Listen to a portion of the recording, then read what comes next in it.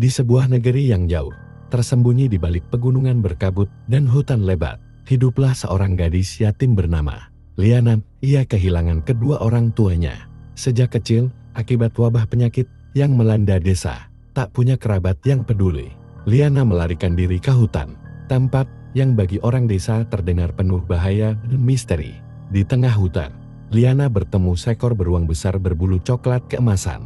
Beruang itu, yang kemudian ia beri nama Argo, tidak menyerangnya seperti yang mungkin orang bayangkan.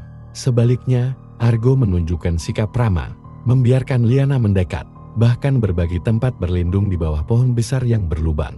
Sejak hari itu, keduanya hidup bersama, berteman tanpa perlu kata-kata. Liana belajar berburu ikan di sungai kecil, memetik buah-buahan liar, dan bersembunyi dari bahaya bersama Argo. Setiap malam, ia tidur beralaskan bulu hangat Argo dan mendengarkan denting suara malam di hutan. Waktu berlalu, musim berganti, dan ikatan mereka semakin erat. Bagi Liana, Argo bukan sekadar sahabat, melainkan keluarga satu-satunya yang tersisa. Namun kehidupan damai itu tak berlangsung selamanya. Suatu hari, sekelompok pemburu dari desa tetangga masuk ke dalam hutan. Mereka mendengar kabar tentang beruang besar yang mengancam desa mereka. Tanpa benar-benar tahu apa yang terjadi, mereka menganggap Argo sebagai ancaman yang harus dihapuskan. Saat Liana sedang memetik buah-buahan, ia mendengar bunyi tembakan memecah udara. Jantungnya berdegup kencang.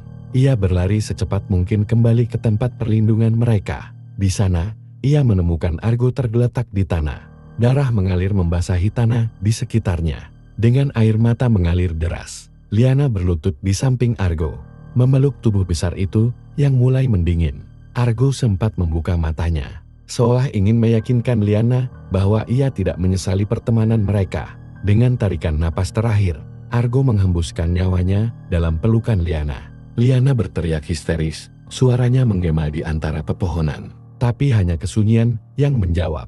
Hari-hari berikutnya, Liana menolak kembali ke desa. Ia memilih tinggal di hutan, di dekat makam sederhana yang ia buat untuk Argo, berbicara dengan angin dan pohon, seolah-olah sahabatnya masih mendengarkan. Waktu berjalan, Liana mulai terlihat kurus dan pucat. Kesedihan perlahan memakan semangat hidupnya. Namun anehnya, hewan-hewan lain di hutan mulai mendekat kepadanya. Rusa, burung-burung kecil, bahkan serigala liar seolah memahami kesepiannya. Liana kini menjadi bagian dari hutan, tapi lubang di hatinya tak pernah sepenuhnya terisi. Suatu malam, di tengah kabut tebal, Liana bermimpi bertemu Argo lagi. Dalam mimpi itu, Argo mengajaknya untuk pergi ke tempat di mana tidak ada ketakutan, tidak ada kesedihan. Ketika pagi datang, tubuh Liana ditemukan tertidur tenang di samping makam Argo. Senyuman kecil menghiasi wajahnya. Ia telah menyusul sahabat sejatinya ke dunia yang lebih damai. Namun, cerita Liana tidak benar-benar berakhir di sana. Konon, hingga kini, orang-orang yang berani masuk jauh ke dalam hutan sering melaporkan melihat sosok gadis kecil berjalan berdampingan dengan seekor beruang besar keemasan. Mereka berjalan berdampingan, menghilang perlahan di balik kabut, seolah hutan sendiri menjaga rahasia persahabatan mereka untuk selamanya. Tahun-tahun berlalu, dan kisah tentang gadis kecil dan beruang emas itu menjadi semacam legenda di desa-desa sekitar hutan. Sebagian orang menganggapnya dongeng untuk menakut-nakuti anak-anak, tetapi ada pula yang percaya bahwa roh Liana dan Argo sungguh masih menjaga hutan.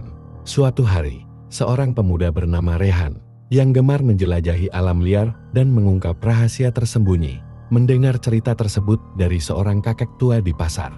Rasa ingin tahunya membuncah. Tidak puas hanya dengan cerita, Rehan memutuskan untuk membuktikan sendiri apakah legenda itu nyata. Dengan perbekalan seadanya dan tekad bulat, ia memasuki hutan yang disebut dalam kisah. Hari-hari pertama berlalu tanpa keanehan.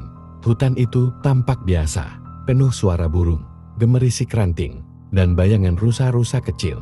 Namun, semakin ia masuk ke dalam, suasana berubah. Kabut tebal mulai turun bahkan di siang hari, dan hutan seolah menjadi lebih sunyi. Pada malam ketiga, saat Rehan mendirikan kemah di dekat sungai kecil, ia mendengar suara langkah berat di sela-sela pepohonan. Bukan langkah manusia, bukan pula langkah binatang biasa. Saat ia mengintip di balik kain tenda, samar-samar ia melihat dua sosok. Seorang gadis kecil berpakaian sederhana dan seekor beruang berbulu keemasan yang berjalan berdampingan, melintas di antara kabut. Rehan membeku. Ia ingin memanggil, tetapi suara tercekat di tenggorokannya. Gadis itu menoleh sejenak ke arahnya. Mata mereka bertemu. Mata gadis itu penuh kedamaian, namun juga kesedihan mendalam. Kemudian, seolah hanyut bersama kabut, keduanya menghilang begitu saja. Pagi harinya, Rehan mengikuti jejak samar mereka, menelusuri jejak kaki beruang dan bekas langkah kecil. Ia sampai di sebuah bukit kecil, di mana berdiri sebuah makam sederhana. Hanya tumpukan batu dan ukiran kasar di sebuah kayu lapuk. Argo dan Liana sahabat selamanya. Rehan merasa ada sesuatu yang aneh. Tanah di sekitar makam itu tampak masih segar, seolah baru-baru ini seseorang merapikannya. Ia juga menemukan bunga liar segar yang diletakkan di atas batu, meski tidak ada tanda-tanda manusia lain di sekitar. Saat Rehan hendak beranjak pergi, angin bertiup pelan, membawa bisikan samar.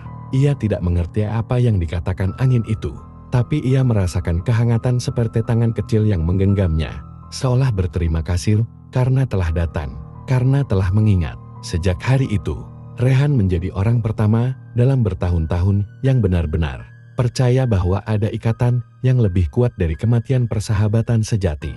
Ia kembali ke desanya dan menceritakan apa yang ia lihat, namun banyak yang menertawakannya. Hanya segelintir yang percaya. Namun bagi Rehan, ia tahu kebenarannya. Dan di setiap malam berbintang, ia sering memandang ke arah hutan, berharap bisa melihat kembali bayangan Liana dan Argo, berjalan berdampingan dalam keabadian.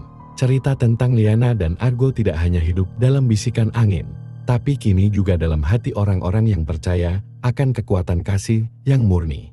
Beberapa tahun kemudian, hutan tempat Liana dan Argo pernah hidup perlahan diakui sebagai kawasan suci oleh penduduk sekitar. Mereka percaya bahwa hutan itu dilindungi oleh roh persahabatan dan kasih sayang yang abadi. Tak ada lagi pemburu yang berani masuk terlalu dalam.